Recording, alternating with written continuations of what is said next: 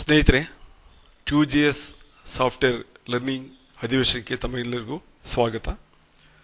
ಇಂದು GIS ತಂತ್ರಾಂಶವನ್ನು ವಿವಿಧ ರೀತಿಯ ಬಳಕೆಗೆ ಯಾವ್ಯಾವ ಕ್ಷೇತ್ರಕ್ಕೆ ಬಳಸಬಹುದು ಎಂಬುದರ ಬಗ್ಗೆ ವಿಚಾರ ಮಾಡ್ತಾ ಹೋಗೋಣ. ಮೊದಲನೇದಾಗಿ ವಾಟ್ ಈಸ್ JIS? JIS ಅಂದ್ರೆ ಏನು, ಅದರಿಂದ ಮೀನಿಂಗ್ ಅರ್ಥ ಮಾಡ್ಕೊಳ್ಳೋಣ. ಆದರೆ ಅದರ ಅರ್ಥವನ್ನು ಪಡಿಸಿದಷ್ಟು ನಮಗೆ ಕ್ಲಾರಿಟಿ ಗೊತ್ತಾಗುತ್ತೆ. ಅಂದರೆ ಇಟ್ ಈಸ್ ದಿ ಪ್ರೋಸೆಸ್, ಅಂದರೆ ಇದು ಪ್ರಕ್ರಿಯೆ.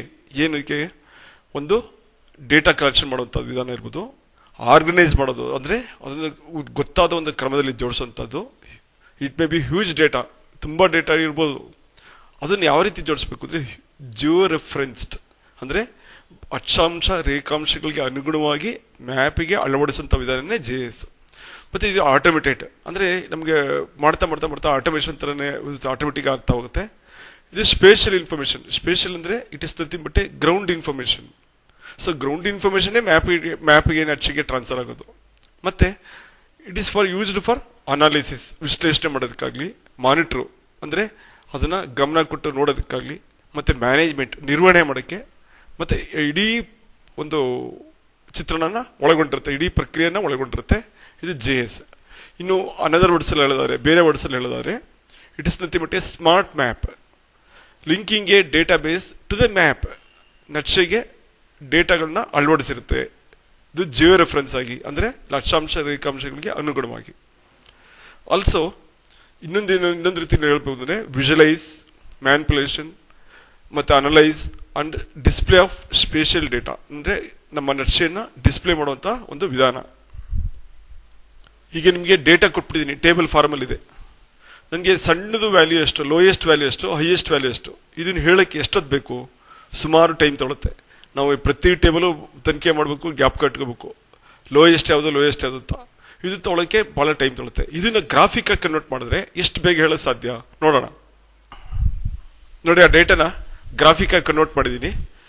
ಸೊ ಎಷ್ಟು ಫ್ರಾಕ್ಷನ್ ಆಫ್ ಸೆಕೆಂಡಲ್ಲಿ ಹೇಳ್ಬೋದು ಅಂದರೆ ಕೆಲವೇ ಸೆಕೆಂಡ್ಗಳಲ್ಲಿ ನಾವು ಯಾವುದು ಜಾಸ್ತಿ ಇದೆ ವ್ಯಾಲ್ಯೂ, ಯಾವುದು ಕಡಿಮೆ ಇದೆ, ಈ ವಿಶ್ಲೇಷಣೆಯನ್ನು ಮಾಡ್ಬೋದು. ಅಂದರೆ JIS ಅಲ್ಲಿ ಏನಪ್ಪ ಅಂದರೆ ವಿಶೇಷ ಅಂದರೆ ಸ್ಟೇಟ್ಮೆಂಟು ಅಥವಾ ಡೇಟಾ ಫಾರ್ಮೆಟ್ ಇರ್ತಕ್ಕಂಥದ್ದನ್ನ ಗ್ರಾಫಿಕ್ ಆಗಿ ಕನ್ವರ್ಟ್ ಮಾಡುವಂಥ ವಿಧಾನ. ಸೊ ಇದು ನಾವು ಹೆಚ್ಚೆಚ್ಚು ಮಾಡ್ತಾದಷ್ಟು ನಮಗೆ ಸುಲಭವಾಗಿ ಅರ್ಥ ಮಾಡ್ಕೊಳ್ಳೋಕ್ಕೆ ಆಗತ್ತೆ.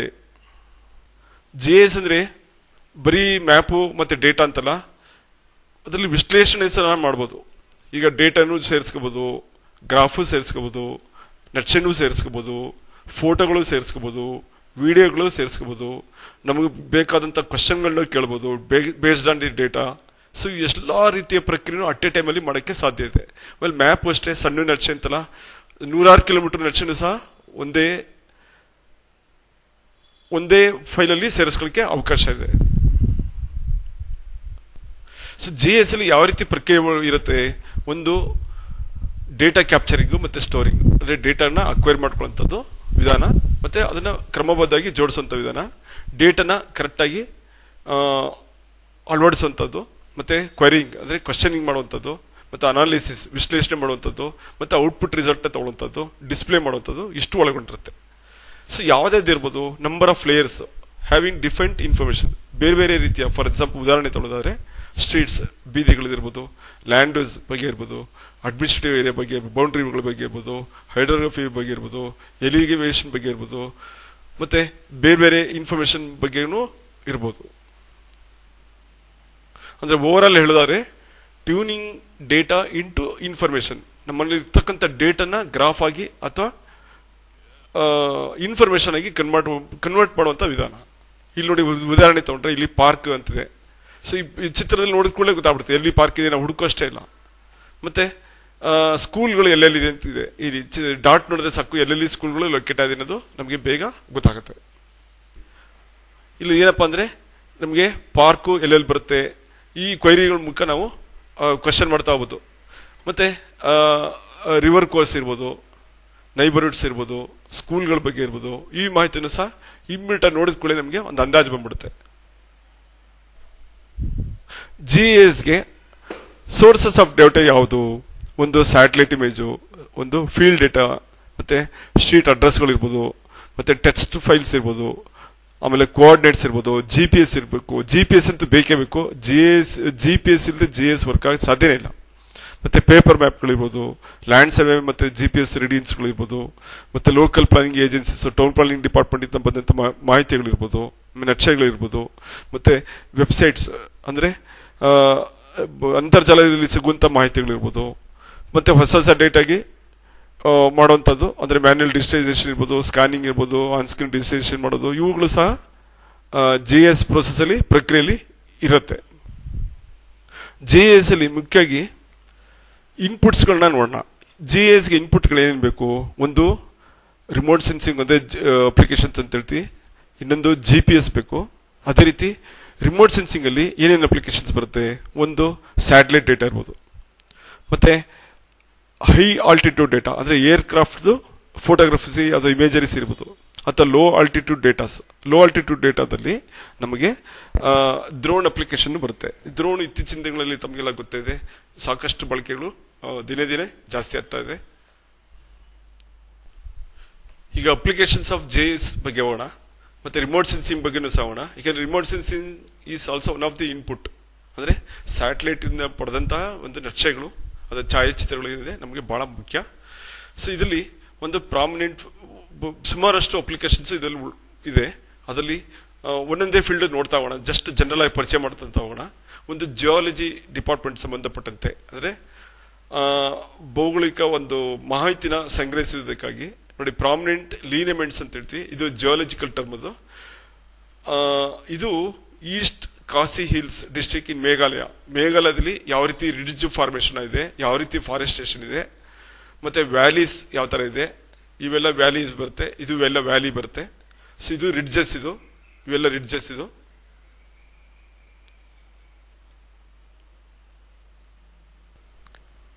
ಅದೇ ರೀತಿ ಜಿಯೋಲಜಿ ಅಪ್ಲಿಕೇಶನ್ಸ್ ಅಲ್ಲಿ ಈ ಲೀನಿಮೆಂಟ್ಸ್ ಅಂತ ಹೇಳ್ತೀವಿ. ಅಂದ್ರೆ ಫಾಲ್ಟ್ ಝೋನ್ ಇರ್ಬೋದು, ಮತ್ತೆ ಫೋಲ್ಡ್ ಝೋನ್ ಅಂತ ಇರ್ಬೋದು. ಸೊ ಇವೆಲ್ಲ ಶಿಫ್ಟಿಂಗ್ ಆಗ್ತಾ ಇರುತ್ತೆ. ಸೊ ಇಲ್ಲಿ ನೋಡಿ, ರಿಡ್ಜ್ ಇಲ್ಲಿ ಬಂದಿದೆ, ಮತ್ತೆ ಇಲ್ಲೆಲ್ಲ ಕಂಟಿನ್ಯೂ ಇದೆ, ಇದು ಶಿಫ್ಟ್ ಆಗಿದೆ ಇಲ್ಲಿ ಬಿಕಾಸ್ ಆಫ್ ದಿಸ್ ಫೋಲ್ಡ್.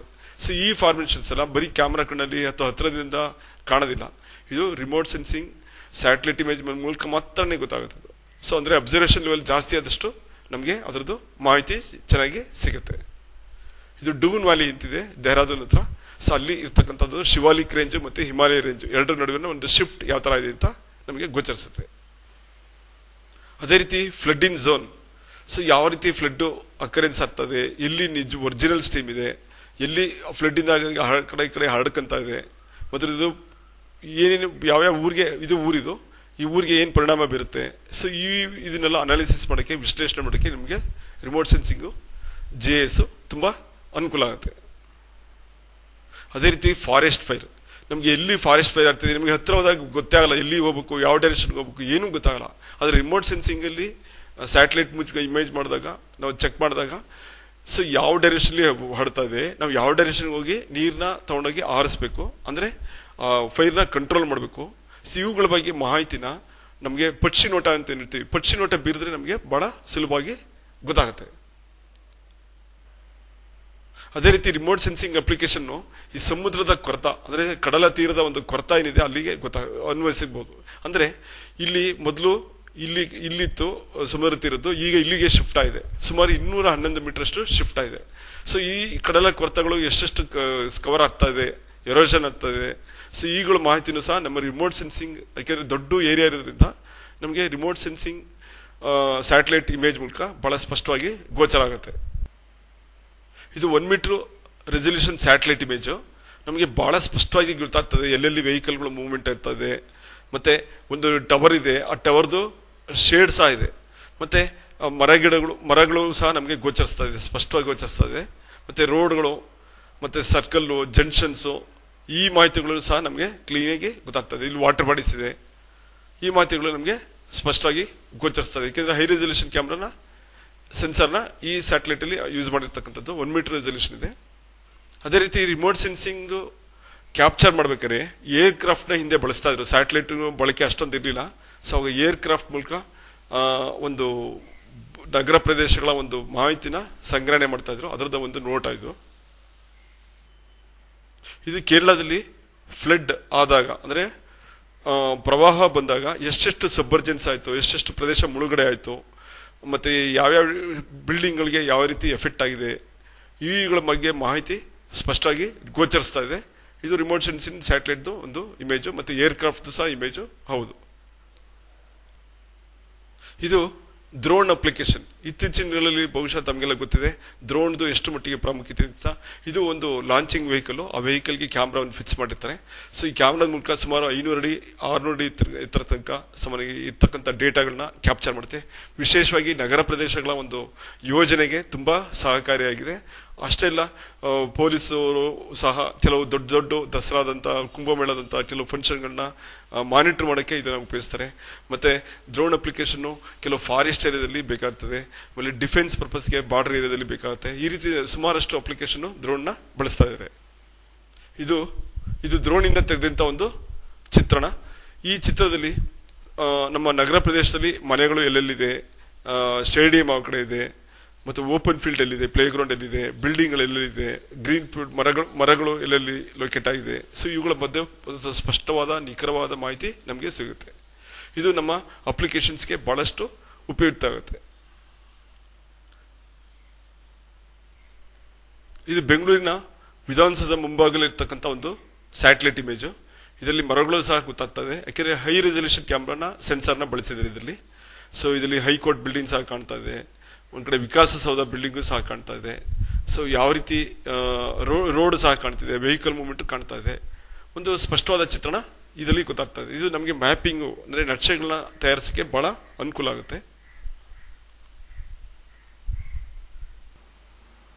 ಈ ಅರ್ಬನ್ ಮ್ಯಾಪಿಂಗ್ ಅಲ್ಲಿ ಅಂದ್ರೆ ನಗರ ಪ್ರದೇಶದ ಒಂದು ಯೋಜನೆಯಲ್ಲಿ ಈ ರಿಮೋಟ್ ಸೆನ್ಸಿಂಗು ಮತ್ತು ಡ್ರೋನ್ ಅಪ್ಲಿಕೇಶನ್ ಒಂದು ಮಹತ್ತರವಾದ ಪಾತ್ರವನ್ನು ವಹಿಸುತ್ತೆ. ಕಾರಣ ಏನಪ್ಪಾ ಅಂದ್ರೆ, ಈ ರೀತಿ ಒಂದು ಬಾಂಬೆ ಇದು ಒಂದು ಪ್ರದೇಶ ಇದು, ಇಲ್ಲಿಂದ ಇಲ್ಲಿಗೆ ಬರ್ಬೇಕಾದ್ರೆ ಸುಮಾರಷ್ಟು ಕಿಲೋಮೀಟರ್ ಬೇಕಾಗೋದು, ಮತ್ತೆ ಬಳಸಬೇಕಾಗೋದು, ಪೆಟ್ರೋಲ್ ಕನ್ಸಂಪ್ಷನ್ ಜಾಸ್ತಿ ಆಗೋದು. ಅದಕ್ಕೆ ಶಾರ್ಟೆಸ್ಟ್ ಡಿಸ್ಟೆನ್ಸ್ ಅಲ್ಲಿ ಒಂದು ಬ್ರಿಡ್ಜ್ ನ ಕಟ್ಟಿದ್ದಾರೆ. ಸೊ ಇದಕ್ಕೆ ಈ ನಮಗೆ ಟ್ರಾನ್ಸ್ಪೋರ್ಟ್ ನೆಟ್ವರ್ಕ್ ಪ್ಲಾನ್ ಮಾಡ್ಬೇಕಾರಾಗ್ಲಿ ಅಥವಾ ನಗರ ಯೋಜನೆಗಳನ್ನ ಕೆಲವು ಹೊಸ ಇನ್ವೆನ್ಷನ್ಸ್ ನ ಅಡಾಪ್ಟ್ ಮಾಡಕ್ಕೆ ಇದನ್ನ ಬಳಸ್ತಾ ಇದ್ದಾರೆ. ಒಂದು ರಿಮೋಟ್ ಸೆನ್ಸಿನ ಬಳಕೆಗಳೇನು ಅಂದ್ರೆ ಅಡ್ವಾಂಟೇಜ್ ಏನೇನು, ಒಂದು ರಿಯಲ್ ಟೈಮ್ ಡೇಟಾ ನಮಗೆ ಯಾವಾಗ ಬೇಕು ಅಂದ್ರೆ ಅವಾಗ ಸಿಗುತ್ತೆ. ಮತ್ತೆ ಏರಿಯಾ ಕವರೇಜ್ ಇಸ್ ಮೋರ್ ಅಂದ್ರೆ ಜಾಸ್ತಿ ವಿಸ್ತೀರ್ಣದ ಒಂದು ನಕ್ಷೆ ಮಾಡೋಕ್ಕೆ ಅನುಕೂಲ ಆಗುತ್ತೆ. Variety of themes, multiple themes ಅಂದ್ರೆ ನಮಗೆ ಸುಮಾರಷ್ಟು ವಿಷಯಗಳ ಬಗ್ಗೆ ಒಂದು ನಾಲೆಡ್ಜ್ ಅಕ್ವೈರಿ ಆಗುತ್ತೆ, ಮತ್ತೆ ನಿಮ್ಗೆ ಡೇಟಾ ಸಿಗುತ್ತೆ. ಮತ್ತೆ ರಿಪಿಟೇಟಿವ್ ಕವರೇಜ್ ಅಂತ ಹೇಳ್ತೀವಿ. ರಿಪಿಟೇಟಿವ್ ಕವರೇಜ್ ಅಂದ್ರೆ ನಮಗೆ ಫ್ರೀಕ್ವೆಂಟ್ ಆಗಿ ಆ ಡೇಟಾ ಸಿಗ್ತಾ ಇರುತ್ತೆ. ಅಂದ್ರೆ ಈಗ ಒಂದು ತಿಂಗಳಿಂದ ಸ್ಯಾಟಲೈಟ್ ಇಂದ ತೆಗೆದುದಂತ ಚಿತ್ರಗಳು ಮತ್ತೆ ಇನ್ನೊಂದು 15 ಸಲ ಮತ್ತೆ ಇನ್ನೊಂದ್ಸರಿ ತೆಗೆಯುತ್ತೆ. ಸೊ 15 ಸಲ ಏನೇನು ಡಿಫ್ರೆನ್ಸ್ಗಳು ಕಾಣ್ತು, 15 ಸಲ ಏನೇನು ಬದಲಾವಣೆಗಳು ಕಾಣ್ತು, ಈ ರೀತಿ ನಮಗೆ ಮಾಹಿತಿಗಳು ಲಭ್ಯ ಆಗ್ತಾ ಹೋಗುತ್ತೆ. ಮತ್ತೆ ಡೇಟಾ ಆಫ್ ಇನ್ಆಕ್ಸೆಸಿಬಲ್ ಏರಿಯಾ ಅಂದ್ರೆ ಇದು ಫಾರೆಸ್ಟ್ ಅಪ್ಲಿಕೇಶನ್ಗೆ ಬಹಳ ಯೂಸ್ ಆಗುತ್ತೆ. ಫಾರೆಸ್ಟ್ ಅಲ್ಲಿ ಒಂದ್ ಕಡೆ ಮರ ಬೆಳೆದ್ಬಿಟ್ಟುತ್ತೆ, ನಮ್ಮ ವಿಷನ್ ನಾವು ಹೋದ್ರೆ ಗೊತ್ತೇ ಆಗಲ್ಲ ಅಲ್ಲಿ. ಸೊ ಮೇಲಿಂದ ನೋಡಿದಾಗ ನಮಗೆ ಎಲ್ಲಿ ಬೆಂಕಿ ಬೀಳ್ತದೆ ಅಥವಾ ಎಲ್ಲಿಂದ ಫಾರೆಸ್ಟ್ ಡಿಫಾರೆಸ್ಟೇಷನ್ ಆಗ್ತದೆ, ನಾವು ಯಾವ ಪಾಯಿಂಟಲ್ಲಿ ಟ್ಯಾಕಲ್ ಮಾಡಬೇಕು, ಯಾವ ರೀತಿ ಏನೇನೆಲ್ಲ ಮಾಡೋಕ್ಕೆ ಸಾಧ್ಯ ಆಗುತ್ತೆ ಒಂದು ಪಕ್ಷಿ ನೋಟದ ಮೂಲಕ ಇದನ್ನ ಪ್ಲಾನ್ ಮಾಡಬಹುದು. ಮತ್ತೆ ಡಿಫ್ರೆಂಟ್ ಪರ್ಪಸಸ್ ಅಂಡ್ ಅಪ್ಲಿಕೇಶನ್ಸ್, ಈ ರಿಮೋಟ್ ಸೆನ್ಸಿಂಗ್ ಅಲ್ಲಿ ಬೇಕಾದಷ್ಟು ವಿಷಯಗಳಿಗೆ ಒಂದು ಬಳಸ್ತಾ ಹೋಗ್ಬೋದು. ಮತ್ತೆ ಡಿಜಿಟಲ್ ಡೇಟಾ ನಮಗೆ ಸ್ಟೋರ್ ಮಾಡೋಕ್ಕೆ ಒಂದು ರೂಮ್ ಆಗಲಿ ತರ ಬೆಲೆ ಬೇಕಾಗಿಲ್ಲ, ಕಂಪ್ಯೂಟರ್ ಸ್ಟೋರ್ ಮಾಡ್ತಾ ಹೋಗ್ಬೋದು, ಇಲ್ಲ DVD ಸ್ಟೋರ್ ಮಾಡ್ತಾ ಹೋಗ್ಬೋದು, ಕಡಿಮೆ ಸ್ಪೇಸ್ ಹಿಡಿಯುತ್ತೆ, ಅಗಾಧವಾದ ಮಾಹಿತಿನ ಸಂಗ್ರಹಿಸುತ್ತೆ. ಮತ್ತೆ ಪ್ರಾಜೆಕ್ಟ್ ಪ್ಲಾನಿಂಗ್ ಅಂದ್ರೆ ನಮ್ಮ ಯೋಜನೆಗಳನ್ನ ತಯಾರಿಸೋದಕ್ಕೆ ಈ ರಿಮೋಟ್ ಸೆನ್ಸಿಂಗ್ ಒಂದು ಡೇಟಾ ಏನಿದೆ ಬಹಳ ಮುಖ್ಯವಾದ ಒಂದು ಅಂಶ. GPS ಅಂದ್ರೆ ಗ್ಲೋಬಲ್ ಪೊಸಿಷನ್ ಸಿಸ್ಟಮ್ ಅಂತ. ಸೊ ನಮಗೆ GPS ಮೇನ್ ಆಗಿ ಸ್ಯಾಟಲೈಟ್ ಗಳ ಮೂಲಕ ನಮಗೆ ಸಿಗ್ನಲ್ಸ್ ರಿಸೀವ್ ಮಾಡ್ಕೊಳ್ಳುತ್ತೆ. ರಿಸೀವರ್ ಅದರಲ್ಲಿ ಕಂಟ್ರೋಲ್ ಸೆಗ್ಮೆಂಟ್ ಅಂತ ಇರುತ್ತೆ. ಈ ಕಂಟ್ರೋಲ್ ಸೆಗ್ಮೆಂಟ್ ಇಂದ ನೆಕ್ಸ್ಟ್ ನಾವು ಯೂಸರ್ ಸೆಗ್ಮೆಂಟ್ ಗೆ ನಾವು ಡ್ರಾ ಮಾಡಬಹುದು. ಅಂದ್ರೆ ಇವೆರಡು ಇರಲೇಬೇಕು. ಅಂದ್ರೆ ಸ್ಪೇಸ್ ಸೆಗ್ಮೆಂಟ್ ಮತ್ತೆ ಕಂಟ್ರೋಲ್ ಸೆಗ್ಮೆಂಟ್ ಇದ್ರೇನೆ ನಮಗೆ GPS ವರ್ಕ್ ಆಗೋದು. ಯಾಕೆ ನಮ್ಮ ಸಿಗ್ನಲ್ಸ್ ರಿಸೀವ್ ಮಾಡ್ಕೊಳ್ಳಕ್ಕೆ ಅದು ಪರ್ಮಿಷನ್ ಕೊಡುತ್ತೆ. ಸೊ ಇದು ನಾವು ಈ GS ಇಲ್ದೇನೆ ನಾವು GPS ಇದು ಮಾಡೋದೇ ಕಷ್ಟ, ಇಮ್ಯಾಜಿನ್ ಮಾಡೋಕ್ಕೆ ಕಷ್ಟ. ಯಾಕಂದ್ರೆ GPS ಇಲ್ದೇನೆ JS ಅನ್ನೋದು ಅನ್ಸೋದೇ ಇಲ್ಲ, ಅದು ಅಷ್ಟು ಮಟ್ಟಿಗೆ ಇಂಪಾರ್ಟೆಂಟ್. ಯಾಕಂದ್ರೆ JS ಅಂದ್ಮೇಲೆ ಅಕ್ಷಾಂಶ ರೇಖಾಂಶ ಅನ್ನೋದು ಇರಲೇಬೇಕು. ಅದಿಲ್ಲ ಅಂದ್ರೆ ನಾವು JS ಅಲ್ಲಿ ವರ್ಕ್ ಮಾಡೋಕ್ಕೆ ಸಾಧ್ಯನೇ ಇಲ್ಲ. ಹಾಗಾಗಿ GPS ನಾವು ಸಾಕಷ್ಟು ಪ್ರಾಮುಖ್ಯತೆನ ನೀಡಬೇಕಾಗುತ್ತೆ. ಈ JS ತಂತ್ರಜ್ಞಾನನ ಇತ್ತೀಚಿನ ದಿನಗಳಲ್ಲಿ ಬಹಳಷ್ಟು ಬಳಸ್ತಾ ಇದ್ವಿ, ಸುಮಾರಷ್ಟು ಅಪ್ಲಿಕೇಶನ್ಗೆ ಬಳಸ್ತಾ ಇದ್ವಿ. ಒಂದು ಟ್ರಾನ್ಸ್ಪೋರ್ಟ್ ನೆಟ್ವರ್ಕ್ ಇರ್ಬೋದು, ಬಿಲ್ಡಿಂಗ್ ಮತ್ತೆ ನಗರ ಪ್ರದೇಶಗಳಿಗಿರ್ಬೋದು, ವಿಲೇಜ್ ಡೆವಲಪ್ಮೆಂಟ್ಸ್ಗೆ ಇರ್ಬೋದು, ಮತ್ತೆ ರೂಟ್ ಪ್ಲಾನಿಂಗ್ ಇರ್ಬೋದು, ಮತ್ತೆ ಟೂರಿಸಂಗೆ ಇರ್ಬೋದು, ರಿಯಲ್ ಎಸ್ಟೇಟ್ಗೆ ಇರ್ಬೋದು, ಮತ್ತೆ ಅಗ್ರಿಕಲ್ಚರ್ ಇರ್ಬೋದು, ಫಾರೆಸ್ಟ್ ಇರ್ಬೋದು. ಈ ರೀತಿ ನಂಬರ್ ಆಫ್ ಅಪ್ಲಿಕೇಶನ್ಸ್ ಇದೆ. ಅದನ್ನ ಒಂದೊಂದೇ ಡೀಟೇಲ್ ಆಗಿ ಆಮೇಲೆ ನಂತರ ಹೋಗೋಣ. ನಮಗೆ GPS ನ ಒಂದು ಅವಶ್ಯಕತೆ ಏನು ಅಂದ್ರೆ ಅನಾಲಿಸಿಸ್ ಆಫ್ ದಿ ಸಿಸ್ಟಮ್. ನಮಗೆ ಒಂದು ವ್ಯವಸ್ಥೆಯ ಒಂದು ವಿಶ್ಲೇಷಣೆ ಮಾಡೋದಕ್ಕೆ, ಮತ್ತೆ ಮಾನಿಟರಿಂಗ್ ಮಾಡೋದಕ್ಕೆ, ಮತ್ತೆ ಆನ್ಲೈನ್ ಇನ್ಫಾರ್ಮೇಶನ್ ತಗೊಳ್ಳೋದಕ್ಕೆ, ಟು ಮೇಂಟೈನ್ ವೊಲ್ಯೂಮಿನಿಯಸ್ ಡೇಟಾ ಅಂದ್ರೆ ವಿತ್ ಮಿನಿಮಮ್ ಟೈಮ್, ಕನಿಷ್ಠ ಸಮಯದಲ್ಲಿ ನಾವು ಮ್ಯಾಕ್ಸಿಮಮ್ ಇನ್ಫಾರ್ಮೇಶನ್ ತಗೊಳ್ಳುವಂಥದ್ದು, ಮತ್ತೆ ನಂಬರ್ ಆಫ್ ಫೈಲ್ಸ್ ನ ಅಟೆಂಡ್ ಮಾಡುವಂಥದ್ದು, ಮತ್ತೆ ಲಾರ್ಜ್ ನಂಬರ್ ಆಫ್ ಮ್ಯಾಪ್ಸ್ ನ ಇಂಟಿಗ್ರೇಟ್ ಮಾಡುವಂಥದ್ದು, ಮತ್ತೆ ಸ್ಪೀಡಿ ರಿಟ್ರೀವಲ್ ಅಂದ್ರೆ ಇಮಿಡಿಯೇಟ್ ಆಗಿ ನಾವು ಇನ್ಫಾರ್ಮೇಶನ್ ಕ್ವಿಕ್ ಆಗಿ ಡ್ರಾ ಮಾಡೋಕ್ಕೆ ಅನುಕೂಲ ಆಗುತ್ತೆ. ಮತ್ತೆ ಇಮ್ಯಾಜಿನ್ ದ ಸೈಟ್ ಕಂಡೀಷನ್ಸ್, ನಮ್ಮ ಒಂದು ಕ್ಷೇತ್ರದ ಒಂದು ಯಾವ ರೀತಿ ಪರಿಸ್ಥಿತಿ ಅನ್ನೋದನ್ನ ನಾವು ಇಮಿಡಿಯೇಟ್ ಆಗಿ ನೋಡಿದ ಕೂಡಲೇ ಆ ಭೌಗೋಳಿಕ ಇದರಿಂದ ಅನಾಲಿಸಿಸ್ ನಾವು ಅರ್ಥ ಮಾಡ್ಕೋಬಹುದು. ನೆಕ್ಸ್ಟ್ ಪ್ರಯಾರಿಟೈಸಿಂಗ್, ನಾವು ಯಾವುದಕ್ಕೆ ಪ್ರಾಮುಖ್ಯತೆ ಕೊಡಬೇಕು ಅನ್ನೋದು ಸಹ ನಮಗೆ ಗೊತ್ತಾಗುತ್ತೆ, ಯಾವ ಇವೆಂಟ್ ಬಹಳ ಮುಖ್ಯ ಅನ್ನೋದು ಗೊತ್ತಾಗುತ್ತೆ. ಮತ್ತೆ ಫಾರ್ ಫಾಸ್ಟ್ ಡಿಸಿಷನ್ ಮೇಕಿಂಗ್, ಒಂದ್ಸರಿ ನಿಮ್ಮ ಹತ್ರ ಡೇಟಾ ಎಲ್ಲ ಇದ್ಬಿಟ್ರೆ ನಮಗೆ ಡಿಸಿಷನ್ ತೊಗೊಳಕ್ಕೆ, ನಿರ್ಧಾರ ತೊಗೊಳಕ್ಕೆ ಅನುಕೂಲ. ಇದು ಅಫಿಷಿಯಲ್ ಪ್ರೋಸೆಸ್ ಅಲ್ಲಿ ನಾವು ನಿರ್ಧಾರಗಳನ್ನ ತಗೊಂತಾ ಇರುತ್ತೆ ಆಗಿಂದಾಗೆ, ಅದಕ್ಕೆ ನಮಗೆ ಬಹಳ ಅನುಕೂಲ ಆಗುತ್ತೆ. ಮತ್ತೆ updating of data as and when, ನಮಗೆ ಯಾವಾಗ ಬೇಕು ಅವಾಗ ಡೇಟಾಗಳನ್ನ ಅಪ್ಡೇಟ್ ಮಾಡ್ತಾ ಇರ್ಬೋದು. ಇಷ್ಟೊಂದು ಮಾಹಿತಿಗಳು ಇಷ್ಟೇ ಇರಲಿ, ಹ್ಯೂಜ್ ಇನ್ಫಾರ್ಮೇಶನ್ ಇರಲಿ, ಮನುಷ್ಯನ ಕೈಲಿ ಕಾಡದೇ ಇರೋಂತಹ ಕೆಲಸಗಳನ್ನ GIS ನಿರ್ವಹಿಸುತ್ತೆ. ಸೊ ಹಾಗಾಗಿ GIS ನಾವು ಸರಿಯಾದ ರೀತಿಯಲ್ಲಿ ಬಳಸ್ಕೊಂಡ್ಬಿಟ್ರೆ ನಮ್ಮ ಕೆಲಸಗಳನ್ನ ತುಂಬಾ ಸುಲಲಿತವಾಗಿ ಮಾಡ್ಕೊಳ್ಳಿಕ್ಕೆ ಸಾಧ್ಯ ಇದೆ. ಸೊ ಮೇಜರ್ ಸರ್ವಿಸಸ್ ಅಂದ್ರೆ ಯಾವ ಯಾವ ಕ್ಷೇತ್ರಗಳಲ್ಲಿ GIS ಪ್ರಾಮುಖ್ಯತೆ ವಹಿಸುತ್ತೆ. ಒಂದು ಸಾಫ್ಟ್ವೇರ್ ಡೆವಲಪ್ಮೆಂಟ್ ಬಗ್ಗೆ ಇರ್ಬೋದು, ಸೊ ಆಮೇಲೆ ಅಪ್ಲಿಕೇಶನ್ ಆಫ್ ಪ್ರಾಜೆಕ್ಟ್ಸ್ ಬಗ್ಗೆ ಇರ್ಬೋದು, ಸಬ್ಜೆಕ್ಟ್ ವಿಷಯದ ಬಗ್ಗೆ ಒಂದು ಮ್ಯಾಪಿಂಗ್ ಮಾಡುವಂತದ್ದು ಇರ್ಬೋದು, ಮತ್ತೆ ಡಿಜಿಟಲ್ ಇಮೇಜ್ ಪ್ರೊಸೆಸಿಂಗ್ ಬಗ್ಗೆ ಸರ್ವಿಸಸ್ ಬಗ್ಗೆ ಇರ್ಬೋದು, ಮತ್ತೆ ಇಂಜಿನಿಯರಿಂಗ್ ಅಪ್ಲಿಕೇಶನ್ಸ್ ಬಗ್ಗೆ ಇರ್ಬೋದು, ಮತ್ತೆ ಡೇಟಾ ಕನ್ವರ್ಷನ್ಸ್ ಬಗ್ಗೆ ಇರ್ಬೋದು, ಮತ್ತೆ ಈ GIS ಇಡೀ ಪ್ರಾಜೆಕ್ಟ್ ನ ಇಂಪ್ಲಿಮೆಂಟೇಷನ್ ಮಾಡೋ ಬಗ್ಗೆ ಇರ್ಬೋದು, ಮತ್ತೆ ಕನ್ಸಲ್ಟೇಷನ್ಸ್ ಮಾಡೋ ಬಗ್ಗೆ ಇರ್ಬೋದು. ಹೀಗೆ ಸುಮಾರಷ್ಟು ಸರ್ವಿಸಸ್ಗೆ ನಮಗೆ GIS ಅವಶ್ಯಕತೆ ಇದೆ. GIS ಏರಿಯಾಸ್ ಅಂದ್ರೆ ಯಾವ್ಯಾವ ಕ್ಷೇತ್ರದಲ್ಲಿ ಕಾರ್ಯನಿರ್ವಹಿಸ್ತದೆ ಪ್ರಮುಖವಾಗಿ ಅಂದ್ರೆ ಜಿಯೋ ಸೈನ್ಸ್ ಅಂತ ಹೇಳ್ತೀವಿ, ಅಂದ್ರೆ ಮಿನರಲ್ ಎಕ್ಸ್ಪ್ಲೋರೇಷನ್ ಇವೆಲ್ಲ ಬರ್ತದೆ. ಜಿಯಾಲಜಿ ಡಿಪಾರ್ಟ್ಮೆಂಟ್ ಅವ್ರು ಬಹಳಷ್ಟು ಯೂಸ್ ಮಾಡ್ತಿದ್ದಾರೆ. ಸಿವಿಲ್ ಇಂಜಿನಿಯರಿಂಗ್ ಅಪ್ಲಿಕೇಶನ್ಸ್ ಅಲ್ಲಿ ಬಹಳ ಬೇಕು ಅಂದ್ರೆ ನೆಟ್ವರ್ಕ್ ಪ್ಲಾನಿಂಗ್ ಇರ್ಬೋದು, ಟ್ರಾನ್ಸ್ಪೋರ್ಟ್ ನೆಟ್ವರ್ಕ್ ಬಗ್ಗೆ ಇರ್ಬೋದು, ಮತ್ತೆ ವಾಟರ್ ಸಪ್ಲೈ ಬಗ್ಗೆ ಇರ್ಬೋದು, UGD ಬಗ್ಗೆ ಇರ್ಬೋದು, ಮತ್ತೆ ಟ್ರಾನ್ಸ್ಪೋರ್ಟೇಷನ್ ಸೆಕ್ಟರ್ ಅಲ್ಲಿ ರೋಡ್ ಪ್ಲಾನಿಂಗ್ ಬಗ್ಗೆ ಇರ್ಬೋದು, ಮತ್ತೆ ನ್ಯಾಚುರಲ್ ರಿಸೋರ್ಸಸ್ ಅಲ್ಲಿ ಎಲ್ಲೆಲ್ಲಿ ಮಿನರಲ್ ಸಿಗುತ್ತೆ, ಎಲ್ಲೆಲ್ಲಿ ಯಾವ್ಯಾವ ಮೆಟೀರಿಯಲ್ ಸಿಗುತ್ತೆ, ಯಾವ್ಯಾವ ಇದು ಎಕ್ಸ್ಪ್ಲೋರ್ ಮಾಡೋಕ್ಕೆ ನಮಗೆ ತುಂಬಾ ಅನುಕೂಲ ಆಗುತ್ತೆ. ಮತ್ತೆ ಜಿಯಾಲಜಿ ಮತ್ತೆ ಜಿಯೋಫಿಸಿಕ್ಸ್ ಅಲ್ಲಿ ಇದು ಮಾಡಬಹುದು. ಮತ್ತೆ ಪರಿಸರದಲ್ಲಿ ಸಹ GIS ಪ್ರಮುಖವಾದ ಪಾತ್ರ ವಹಿಸುತ್ತೆ. ಸೊ ಪರಿಸರದ ಒಂದು ವಿಶ್ಲೇಷಣೆಗೆ ಮತ್ತೆ ಯೋಜನೆಗಳನ್ನ ತಯಾರಿಸಬೇಕು, ಅಡ್ಮಿನಿಸ್ಟ್ರೇಷನ್ ಅಂದ್ರೆ ಆಡಳಿತ ನಡೆಸೋದಕ್ಕೆ ಬೇಕು, ಮ್ಯಾನೇಜ್ಮೆಂಟ್ ಮಾಡೋದು ಬೇಕು, ಬಿಸ್ನೆಸ್ ಮಾಡೋದಕ್ಕೆ ಬೇಕು, ಮತ್ತೆ ರಿಮೋಟ್ ಸೆನ್ಸಿಂಗ್ ಅಪ್ಲಿಕೇಶನ್ ಸಂಬಂಧಪಟ್ಟಂತೆ GIS ಬೇಕು, ಇಮೇಜ್ ಪ್ರೊಸೆಸಿಂಗ್ ಬಗ್ಗೆ ಬೇಕು, ಮತ್ತೆ ಅರ್ಬನ್ ಡೆವಲಪ್ಮೆಂಟ್ ಮತ್ತೆ ರೂರಲ್ ಡೆವಲಪ್ಮೆಂಟ್ಗೆ ಬೇಕು, ಮತ್ತೆ ಫ್ಲಡ್ ಮತ್ತೆ ಅರ್ಥಕ್ವೇಕ್ ಇರ್ಬೋದು, ಡಿಸಾಸ್ಟರ್ಸ್ ಇರ್ಬೋದು ಅದಕ್ಕೆ ಬೇಕಾಗುತ್ತೆ. ಆಯಿಲ್ ಎಕ್ಸ್ಪ್ಲೋರೇಷನ್, ಎಲ್ಲೆಲ್ಲಿ ಆಯಿಲ್ ಸಿಗುತ್ತೆ ಅನ್ನೋದು ಎಕ್ಸ್ಪ್ಲೋರ್ ಮಾಡೋಕ್ಕೆ ಹುಡುಕಕ್ಕೆ ಬೇಕಾಗುತ್ತದೆ. ಮೈನ್ಸ್, ಯಾವ ಮೈನ್ಸ್ ಅಪ್ಲಿಕೇಶನ್ ಇದೆ, ಸರ್ವೇಸ್ ಎಲ್ಲಿದೆ, ಮತ್ತೆ ವಾಟರ್ ಶೆಡ್ ಜಲನಯನ ಪ್ರದೇಶದ ಒಂದು ನಿರ್ವಹಣೆ ಬೇಕಾಗುತ್ತದೆ. ಟೂರಿಸಂಗೆ ಬೇಕು, ಕಮ್ಯುನಿಕೇಶನ್ ಬೇಕು, ಅದೇ ತರ ಮೊಬೈಲ್ ಟವರ್ ಸಿಗ್ನಲ್ ಬೇಕು, ಮತ್ತೆ ರಿಯಲ್ ಎಸ್ಟೇಟ್ ಬಿಸ್ನೆಸ್ ಅಲ್ಲೂ ಸಹ ಬೇಕಾಗುತ್ತೆ. ಹೀಗೆ ಸುಮಾರಷ್ಟು ಅಪ್ಲಿಕೇಶನ್ ಇವತ್ತು ಆವೃತವಾಗಿದೆ GIS ಅಪ್ಲಿಕೇಶನ್. ಇದು ಒಂದು ಕೇರಳದ ಒಂದು ರಾಜ್ಯದ ಒಂದು ನಕ್ಷೆ. ಸೊ ಈ ನಕ್ಷೆನಲ್ಲಿ ನಮಗೆ GIS ಅಪ್ಲಿಕೇಶನ್ ಯಾವ ರೀತಿ ಯೂಸ್ ಆಗ್ತಿದೆ ಅಂದ್ರೆ, ಒಂದು ಫಾರೆಸ್ಟ್ ಏರಿಯಾ ತಗೋಣ, ತೆಕ್ಕಾಡಿ ಅಂತಿದೆ, ಮುನ್ನಾರ್ ಅಂತಿದೆ. ಸೊ ಇದ್ರದ್ದು ನಮಗೆ ಮಾಹಿತಿ ಗೊತ್ತಾಗುತ್ತೆ, ಎಷ್ಟು ಡಿಸ್ಟೆನ್ಸ್ ಇದೆ, ಯಾವ ಸಮುದ್ರದಿಂದ ಎಷ್ಟು ದೂರದಲ್ಲಿದೆ, ಆಮೇಲೆ ಫಾರೆಸ್ಟ್ ಏರಿಯಾದಿಂದ ಇದರಲ್ಲಿ ಎಷ್ಟು ಹತ್ರ ಸಮೀಪದಲ್ಲಿದೆ, ಈ ತರ ಮಾಹಿತಿಗಳು, ಎಲ್ಲೆಲ್ಲಿ ಟೂರಿಸ್ಟ್ ಪ್ಲೇಸಸ್ ಯಾವ್ದಾದಿದೆ, ಡಿಸ್ಟೆನ್ಸ್ಗಳು ಹೆಂಗಿದೆ. ಅದೇ ರೀತಿ ತಮಿಳುನಾಡು ಒಂದು ಇದರಲ್ಲಿ ವಿವರವಾದ ಒಂದು ನಕ್ಷೆ ಮತ್ತೆ ಪ್ಲೇಸಸ್ ಆಫ್ ಇಂಟ್ರೆಸ್ಟ್, ನಾವು ಯಾವ್ದು ನೋಡ್ಬೇಕು ಅಂತಿದ್ದ ಸ್ಥಳ ಅವುಗಳ ಬಗ್ಗೆ ಮಾಹಿತಿ ಇಮ್ಮಿಡಿಯೇಟ್ ಆಗಿ ನಮಗೆ ಸಿಗುತ್ತೆ. ಅಂದ್ರೆ ಒಂದು ನಕ್ಷೆಯನ್ನು ನಾವು ರೆಡಿ ಮಾಡ್ಕೊಂಡ್ಬಿಟ್ರೆ ನಮಗೆ ಪ್ಲಾನಿಂಗ್ ಅಂದ್ರೆ ನಮ್ಮ ಯೋಜನೆಯನ್ನ ತಯಾರಿಸೋದಕ್ಕೆ ಎಷ್ಟು ಗಂಟೆ ಹೋಗ್ಬೇಕು, ಎಷ್ಟು ಗಂಟೆ ಬರಬೇಕು, ಯಾವ ರೀಚ್ ಆಗಬೇಕು, ಎಲ್ಲ ಮಾಹಿತಿಗಳು ಸುಲಭವಾಗಿ ಅಂದಾಜು ಮಾಡ್ಕೊಳ್ಳಿಕ್ಕೆ ಅನುಕೂಲ ಆಗುತ್ತೆ. ಇದರಿಂದ ನಮಗೆ ಪ್ರಯಾಣ ಸುಲಲಿತವಾಗಿ ನಡೆಯುತ್ತೆ. ಅದೇ ರೀತಿ GIS ಅಪ್ಲಿಕೇಶನ್ ಈ ರಿಯಲ್ ಎಸ್ಟೇಟ್ ಮ್ಯಾನೇಜ್ಮೆಂಟ್ ಇದರಲ್ಲಿ ಬಹಳಷ್ಟು ಪ್ರಾಮುಖ್ಯತೆ ಇದೆ. ಈಗ ಇತ್ತೀಚಿನ ದಿನಗಳಲ್ಲಿ ಒಂದು ಅಡ್ವರ್ಟೈಸ್ಮೆಂಟ್ ನೋಡಿದ್ವಿ, BDA ಸೈಟ್ ಅಂದ್ರೆ ಬೆಂಗಳೂರು ಡೆವಲಪ್ಮೆಂಟ್ ಅಥಾರಿಟಿ ಸೈಟ್ಸ್ ನ ನಾವು ಫಾರಿನ್ ನಲ್ಲಿ ಕೂತ್ಕೊಂಡು ಸಹ ಪರ್ಚೇಸ್ ಮಾಡ್ಬೋದು, ನೋಡ್ಬೋದು, ಎಲ್ಲ ಮಾಡ್ಬೋದು. ಅಂದ್ರೆ ರಿಯಲ್ ಎಸ್ಟೇಟ್ ಇದ್ರಲ್ಲಿ ಅಂದ್ರೆ WebJS ಅಪ್ಲಿಕೇಶನ್ ಮೂಲಕ ನಮ್ಗೆ ಯಾವ ಸೈಟ್ ಪರ್ಚೇಸ್ ಮಾಡ್ಬೇಕು ಅಂತಿದ್ವಿ, ಯಾವ ಜಾಗ ಖಾಲಿ ಇದೆ, ಆ ಸೈಟ್ನ ಒಂದು ಅಕ್ಕಪಕ್ಕದ ಒಂದು ಮಾಹಿತಿನ ಸಂಗ್ರಹಣೆ ಕೂಜಾದಲ್ಲೇ ಮಾಡ್ಬೋದು, ಮನೆಯೊಳಗೆ ಕೂತ್ಕೊಂಡು ಮಾಡ್ಬೋದು. ಸೊ ಮಾಡಿ ನಮಗೆ ಬಿಲ್ ನ ಪೇಮೆಂಟ್ ಮೂಲಕ ಈ ಪೇಮೆಂಟ್ ಮೂಲಕ ಮಾಡಿ ನಾವು ಸೈಟ್ ನ ಪರ್ಚೇಸ್ ಮಾಡಬಹುದು. ಇತ್ತೀಚಿನ ಒಂದು ಅಡ್ವರ್ಟೈಸ್ಮೆಂಟ್ ಅಲ್ಲಿ BDA ಅವರು ಇದ್ರ ಬಗ್ಗೆ ಸಾಕಷ್ಟು ಮಾಹಿತಿನ ಕಲ್ಪಿಸಿದ್ದಾರೆ. ಅದೇ ರೀತಿ ಒಂದು ಮೊಬೈಲ್ ಅಪ್ಲಿಕೇಶನ್ ಅಲ್ಲಿ ಸಿಗ್ನಲ್ ಎಷ್ಟು ಮಟ್ಟಿಗೆ ಸಿಗ್ತಾ ಇದೆ, ಎಷ್ಟು ಏರಿಯಾ ಕವರ್ ಆಗ್ತಾ ಇದೆ, ಇದಕ್ಕೂ ಅಷ್ಟೇ JS ಅಪ್ಲಿಕೇಶನ್ ಮತ್ತೆ ಟೋಪೋ ಶೀಟ್ ಎರಡೂ ಬೇಕು. ಸೊ ಟೋಪೋ ಶೀಟ್ ಅಲ್ಲಿ ನಮಗೆ ಆಲ್ಟಿಟ್ಯೂಡ್ ಗೊತ್ತಾಗುತ್ತೆ, ಯಾವ ಎತ್ತರದಲ್ಲಿ ಸಿಗ್ನಲ್ ಪಾಸ್ ಆಗುತ್ತೆ, ಯಾವ ಎತ್ತರದಲ್ಲಿ ಸಮಸ್ಯೆಗಳಿದೆ ಗೊತ್ತಾಗುತ್ತೆ. ಅದೇ ರೀತಿ ಎಷ್ಟು ಏರಿಯಾ ಕವರ್ ಆಗುತ್ತೆ ಅನ್ನೋದು ಸಹ ನಮಗೆ ವಿಸ್ತೀರ್ಣದ ಮೂಲಕ ಗೊತ್ತಾಗುತ್ತೆ. ಸೊ ಈ ಸಿಗ್ನಲ್ ಸಾಮಾನ್ಯವಾಗಿ ರೌಂಡ್ ಶೇಪ್ ಅಲ್ಲೇ ಇದಾಗ್ತಿರುತ್ತೆ, ವೇವ್ ಲೆಂತ್ ಅಂತ ಹೇಳ್ತೀವಿ. ಸೊ ಇದು ಪಾಸ್ ಆಗ್ಬೇಕಾದ್ರೆ ಎಷ್ಟು ಏರಿಯಾ ಕವರ್ ಆಯ್ತು, ಎಷ್ಟು ಜನಕ್ಕೆ ತಲುಪುತ್ತೆ, ನಾವು ಯಾವ ಹೈಟ್ ಅಲ್ಲಿ ಇಡಬೇಕು, ಇದನ್ನ ಸರ್ವೆ ಮಾಡಬೇಕು ಅಂದ್ರೆ ನಮಗೆ ಈ ಒಂದು ರಿಮೋಟ್ ಸೆನ್ಸಿಂಗ್ ಮತ್ತೆ JS ಅಪ್ಲಿಕೇಶನ್ ತುಂಬಾ ಅವಶ್ಯಕತೆ ಇದೆ. ಅದೇ ರೀತಿ ಭೂಮಿಯಲ್ಲಿ ಸಿಗ್ತಕ್ಕಂಥ ಅದಿರುಗಳು, ಖನಿಜಗಳು ಅಂದ್ರೆ ಐರನ್ ಇರ್ಬೋದು, ಮ್ಯಾಂಗನೀಸ್ ಇರ್ಬೋದು, ಜಿಂಕ್ ಇರ್ಬೋದು, ಲೆಡ್ ಇರ್ಬೋದು, ಮತ್ತೆ ಕಾಪರ್ ಇರ್ಬೋದು, ಗೋಲ್ಡ್ ಇರ್ಬೋದು, ಈ ಬಗ್ಗೆ ಎಲ್ಲೆಲ್ಲಿ ಯಾವ್ಯಾವ ಪ್ರದೇಶದಲ್ಲಿ ನಮಗೆ ಜಾಸ್ತಿ ಸಿಗೋ ಸಾಧ್ಯತೆಗಳಿದೆ, ಇದನ್ನ ಸ್ಯಾಂಪಲ್ ಮೂಲಕ ಟೆಸ್ಟ್ ಮಾಡಬೇಕು. ಮತ್ತೆ ರಿಮೋಟ್ ಸೆನ್ಸಿಂಗ್ ಸ್ಯಾಟಲೈಟ್ ಇಮೇಜ್ ಮೂಲಕ ಸಹ ಸ್ಟಡಿ ಮಾಡ್ತಾರೆ. ಅದಕ್ಕೆ ಸ್ವಲ್ಪ ಎಕ್ಸ್ಪೀರಿಯನ್ಸ್ ನ ಗೈನ್ ಮಾಡ್ಕೊಂತಾರೆ. ಇದರಿಂದ ಸಾಕಷ್ಟು ಸಮಯ ಉಳಿತಾಯ ಆಗುತ್ತೆ, ದುಡ್ಡು ಉಳಿತಾಯ ಆಗುತ್ತೆ, ಮತ್ತೆ ಬಹಳ ಈಸಿ ಆಗುತ್ತೆ ರಿಮೋಟ್ ಸೆನ್ಸಿಂಗ್ ಮತ್ತೆ JS ಅಪ್ಲಿಕೇಶನ್ಸ್ ಇಂದ. ಈಗ ಕರ್ನಾಟಕ ಮಟ್ಟಿಗೆ ಹೇಳಿದ್ದಾರೆ ಸಾಯಿಲ್ ಎರೋಷನ್, ಎಲ್ಲೆಲ್ಲಿ ಯಾವ್ಯಾವ ಪ್ರದೇಶದಲ್ಲಿ ಸಾಯಿಲ್ ಎರೋಷನ್ ಜಾಸ್ತಿ ಇದೆ, ಎಲ್ಲೆಲ್ಲಿ ಕಡಿಮೆ ಇದೆ, ಈ ಮಾಹಿತಿನ ಇಂಡೆಕ್ಸ್ ಮೂಲಕ ನಮಗೆ ಮಾಹಿತಿನ ಸ್ಪಷ್ಟವಾಗಿ ನಾವು ಅನಲೈಸ್ ಮಾಡಬಹುದು.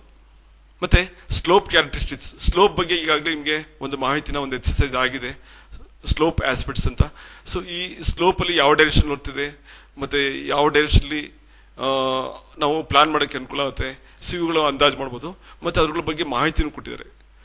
ಸೊ ಈ ಸ್ಲೋಪಿನ ಬಗ್ಗೆ ಎಲ್ಲೆಲ್ಲಿ ಯಾವ್ಯಾವ ಡೈರೆಕ್ಷನ್ ಯಾವ್ಯಾವ ಪ್ರದೇಶದಲ್ಲಿ ಯಾವ ತರ ಇರೋದು ಈ JS ನಕ್ಷೆಗಳ ಮೂಲಕ ನಮಗೆ ಸುಲಭವಾಗಿ ಗೋಚರಿಸುತ್ತೆ.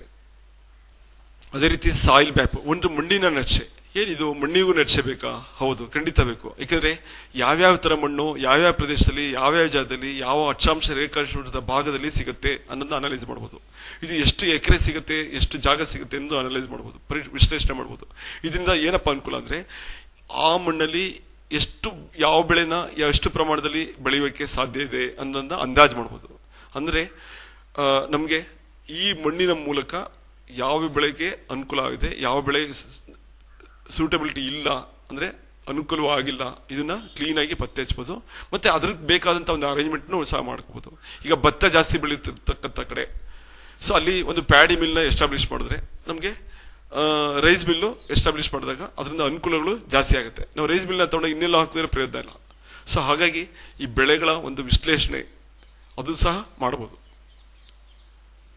ಈ ಬೆಳೆಗಳಿಗೆ ಮಣ್ಣು ಸೂಕ್ತವಾದ ಜಾಗ ಯಾವುದು ಅಂತ ಪತ್ತೆ ಮಾಡಬೇಕು, ಅಂದ್ರೆ ಸಾಯಿಲ್ ಸೂಟಬಿಲಿಟಿ ಅನಾಲಿಸಿಸ್. ಸೊ ಇದಕ್ಕೆ ಈಗ ಫಾರ್ ಎಕ್ಸಾಂಪಲ್ ಈ ಒಂದು ಇದರಲ್ಲಿ ಒಂದು ವಿಶ್ಲೇಷಣೆ ಮಾಡಿದೆ. ಸೊ ವಿಶ್ಲೇಷಣೆ ಮಾಡಿದಾಗ ಯಾವ್ಯಾವ ಪ್ರದೇಶಕ್ಕೆ ಯಾವ್ದಾದ್ರು ಹೈಲಿ ಸೂಟಬಲ್ ಅಂದ್ರೆ ಗ್ರೀನ್ ತೋರಿಸ್ತಾ ಇರ್ತಕ್ಕಂಥದ್ದು ತುಂಬಾ ಉಪಯುಕ್ತವಾಗಿದೆ, ಇದು ಮಾಡ್ರೇಟ್ ಹಳದಿ ಬಣ್ಣದ್ದು ಪರವಾಗಿಲ್ಲ, ತಕ್ಕಮಟ್ಟಿಗೆ ಪರವಾಗಿಲ್ಲ, ಮಾರ್ಜಿನಲಿ ಸೂಟಬಲ್ ಅಂದ್ರೆ ಅಂತದೇನು ಹೇಳ್ಕೊಳ್ಳೋಂಥದ್ದಿಲ್ಲ, ಬ್ಲಾಕ್ ಬೌಂಡ್ರಿ ಯಾವ್ದಿದೆ ಅಂದ್ರೆ ಅದೊಂದು ತೋರಿಸಿದೆ, ಇದರ ಲೆಜೆಂಡ್ ತೋರಿಸಿದೆ. ಈ ಏರಿಯಾದಲ್ಲಿ ನಾವು ಸಮೀಕ್ಷೆ ಮಾಡಿದಾಗ ನಮಗೆ ಸಂಪೂರ್ಣವಾದ ಮಾಹಿತಿ ಗೊತ್ತಾಗುತ್ತೆ. ಸೊ ಇದು ನಮಗೆ ಸಮಯನ ಉಳಿಸುತ್ತೆ ಮತ್ತೆ ಮಾಹಿತಿನ ಬೇಗ ವಿಶ್ಲೇಷಣೆ ಮಾಡಬಹುದು. ಸೊ ಅದೇ ರೀತಿ ಕ್ರಾಪ್ ಈಲ್ಡ್, ಎಲ್ಲೆಲ್ಲಿ ಎಷ್ಟು ಬೆಳೆಗಳನ್ನ ಯಾವ್ಯಾವ ಪ್ರದೇಶದಲ್ಲಿ ಎಷ್ಟು ತೆಗೆದಿದೆ, ಒಂದು ಹೈ ಈಲ್ಡ್ ಇದೆಯಾ, ಮೀಡಿಯಂ ಈಲ್ಡ್ ಇದೆಯಾ, ಲೋ ಈಲ್ಡ್ ಇದೆಯಾ ಅನ್ನೋದು ನಮಗೆ ಗೊತ್ತಾಗುತ್ತೆ. ಇದಕ್ಕೂ ಅಷ್ಟೇ ನಮ್ಗೆ ಅಕ್ಷಾಂಶ ರೇಖಾಂಶದ ವಿವರಗಳು ಬೇಕು, ಅದು ಜಮೀನಿನ ವಿವರಗಳು ಬೇಕು. ಮತ್ತೆ ಈ ಪ್ರತಿಯೊಂದು ಮಾಹಿತಿ ಎಷ್ಟು ನಾವು ಕೊಡ್ತೀವಿ ಅಷ್ಟು ಚೆನ್ನಾಗಿ ನಮಗೆ ಇನ್ಫಾರ್ಮೇಶನ್ ವಿಶ್ಲೇಷಣೆಗೊಳಿಸಕ್ಕೆ ಮತ್ತೆ ಮುಂದಿನ ಕ್ರಮ ತಗೊಳ್ಳೋಕೆ ತುಂಬಾ ಅಂದ್ರೆ ನಿರ್ಧಾರ ತಗೊಳ್ಳೋದಕ್ಕೆ ತುಂಬಾ ಅನುಕೂಲ ಆಗುತ್ತೆ. ನಟ್, ಈಗ ನಾನು ಗ್ರೌಂಡ್ ನಟ್ ಕಡಲೆಕಾಯಿ ಬೀಜ ಬೆಳಿಬೇಕು ಅಂತಿದ್ದೀನಿ. ಸೊ ಕಡಲೆಕಾಯಿ ಬೀಜ ಬೆಳಿಬೇಕು ಅಂದ್ರೆ ನನಗೆ ಯಾವ ಜಾಗ ಸೂಕ್ತ ಇದೆ ಅಂತ ಪತ್ತೆ ಮಾಡಬೇಕು. ಸೊ ಇಲ್ಲಿ ನಾವು JS ಬೇರೆ ಬೇರೆ ಮಣ್ಣಿನ ಒಂದು ನಕ್ಷೆ ಇರ್ಬೋದು, ಮತ್ತೆ ಲೊಕೇಶನ್ ಅಂದ್ರೆ GPS ಒಂದು ನಕ್ಷೆ ಇರ್ಬೋದು, ಒಂದು ಪದರಗಳನ್ನ ಇವೆಲ್ಲ ಜೋಡಿಸ್ಕೊಂಡು ಹೋದ್ರೆ ಮತ್ತೆ ನೀರಿನ ಅವೈಲಬಿಲಿಟಿ ಎಲ್ಲಿದೆ, ನೀರು ಜಾಸ್ತಿ ಎಲ್ಲಿ ಸಿಗುತ್ತೆ, ಕಡಿಮೆ ಎಲ್ಲಿ ಸಿಗುತ್ತೆ, ಸೊ ಹೀಗೆ ಎಲ್ಲಾ ಪತ್ರಗಳನ್ನ ನಾವು ಜೋಡಿಸ್ಕೊಂಡು ಹೋದ್ರೆ ನಮಗೆ ಬೇಕಾದಂತಹ ನಮ್ಗೆ ಎಲ್ಲಿ ಯಾವ ಬೆಳೆಗೆ ಅನುಕೂಲ ಆಗುತ್ತೆ ಅಂತ ಹೇಳಿದ್ದೆ. ಅದೇ ರೀತಿ ಇಲ್ಲಿ ಸ್ಪೆಸಿಫಿಕ್ ಆಗಿ ಗ್ರೌಂಡ್ ನೆಟ್ ಎಲ್ಲಿಗೆ ಸೂಟ್ ಆಗಿದೆ ಅನ್ನೋದು ಜಾಗ ತೋರಿಸಿ ನೋಡಿ. ಈ ಹೆಸರು ಭಾಗದ್ದು ಗ್ರೌಂಡ್ ನೆಟ್ ಅಂದ್ರೆ ಕಡ್ಲೆಕಾಯಿ ಬೀಜ ಬೆಳೆಕ್ಕೆ ತುಂಬಾ ಉಪಯುಕ್ತವಾದ ಜಾಗ. ನಮಗೆ ಅಕ್ಷಾಂಶ ರೇಖಾಂಶಗಳ ಸಮೇತ ಸಿಗುತ್ತೆ. ಇದು GIS ಮಾತ್ರ ಸಾಧ್ಯ. ಅದೇ ರೀತಿ ನಮಗೆ ನಗರ ಸ್ಥಳೀಯ ಸಂಸ್ಥೆಗಳಲ್ಲಿ ವಿಶೇಷವಾಗಿ ಈ ಸಮ್ಮರ್ ಬಂತಂದ್ರೆ ಸಾಕು ನೀರಿಗೆ ಅಭಾವ ಕಡುತ್ತೆ. ಅಂದ್ರೆ ನೀರಿನ ಮೂಲಗಳು ಬತ್ತಿ ಹೋಗುತ್ತೆ, ನೀರು ಎಲ್ಲಿ ಸಿಗುತ್ತೆ ಅನ್ನೋದು ಕಷ್ಟ. ಸೊ ಇಂಥ ಸಿಚುವೇಶನ್ ಎಷ್ಟು ಮಟ್ಟಿಗೆ ಡ್ರೌಟ್ ಅಂದ್ರೆ ಬರ ಅನ್ನೋದು ಎಷ್ಟು ಮಟ್ಟಿಗೆ ಆವೃತವಾಗಿದೆ, ಅದು ಸಮಯಕ್ಕೆ ಒಂದು ಬದಲಾವಣೆಗಳಾಗ್ತಿರುತ್ತೆ. ಒಂದು ಟೈಮಲ್ಲಿ ಜಾಸ್ತಿ ಇರ್ಬೋದು, ಒಂದು ಟೈಮಲ್ಲಿ ಕಡಿಮೆ ಇರ್ಬೋದು.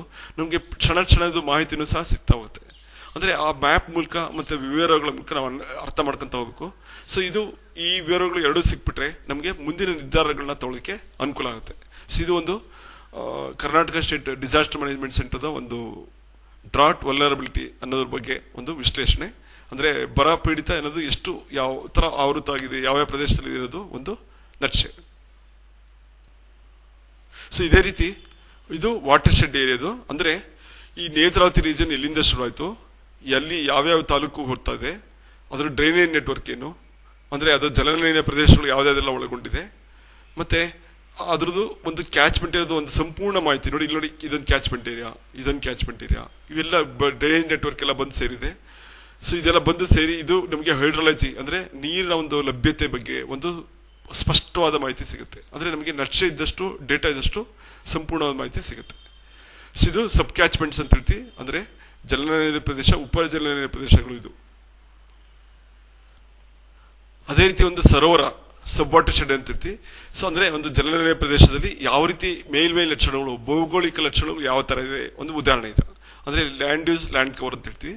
ಸೊ ಫಾರೆಸ್ಟ್ ಏರಿಯಾ ಎಷ್ಟು ಕವರ್ ಆಗಿದೆ, ವಾಟರ್ ಬಾಡೀಸ್ ಎಷ್ಟು ಕವರ್ ಆಗಿದೆ, ಅಗ್ರಿಕಲ್ಚರ್ ಫೀಲ್ಡ್ ಎಷ್ಟು ಕವರ್ ಆಗಿದೆ, ಮತ್ತೆ ಬ್ಯಾರನ್ ಲ್ಯಾಂಡ್ ಎಷ್ಟಿದೆ, ಬಿಲ್ಟ್ ಅಪ್ ಲ್ಯಾಂಡ್ ಎಷ್ಟಿದೆ, ಇವುಗಳ ಸಂಪೂರ್ಣವಾದ ಮಾಹಿತಿ ಈ ರೇಣುಕಾ ವಾಟರ್ ಶೆಡ್ ಅನ್ನೋ ಒಂದು ಲೇಕ್ ಅಂದ್ರೆ ಒಂದು ಸರೋವರದ ಹತ್ರ ಆ ಕ್ಯಾಚ್ಮೆಂಟ್ ಇರೋದು ಸರೋವರದಲ್ಲಿ ನಮಗೆ ಮಾಹಿತಿ ಲಭ್ಯ ಆಗುತ್ತೆ. ಅದನ್ನು ವಿಶ್ಲೇಷಣೆ ಮಾಡಬೇಕು, ಆದರೆ ಬಹಳ ಸ್ಪಷ್ಟವಾಗಿ ಮಾಡಬೇಕು. ಇದು ಪ್ರೊಸೆಸಿಂಗ್ ಮಾಡಬೇಕು.